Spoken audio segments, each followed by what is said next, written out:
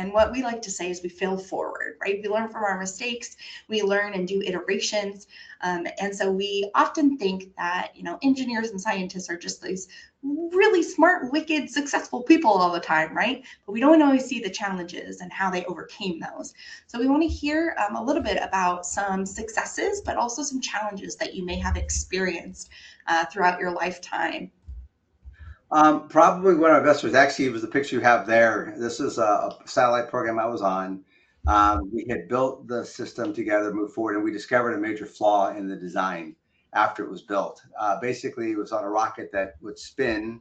So I'm gonna use my water bottle for, so basically it would spin to basically like, gyroscopic shifts to hold it in place until it launched, stop, and the satellite would pop off. That was supposed to be the case. We discovered it's like a top, right? This spins around, or it's controlled around an intermediate move of inertia. So if you know your physics, what happens is it's like, unbalanced equilibrium. It's like a top. So if you put friction on the top will start spinning. And we discovered with the propellant, you can hear my water bottle here, would slosh around in essence, it would cause friction inside and could lead that. We discovered after the fact. So we told our customer we're going to basically have to delay the program, and they didn't like that answer. So we had to basically, so that was where the failure came. I realized we had this problem, and but she didn't want to, they didn't want to delay the program. So put a team together, reached out to folks from all over the country. Believe it or not, found a gentleman who did scale model drop tests. Believe it or not, did some tests to understand, characterize what we had.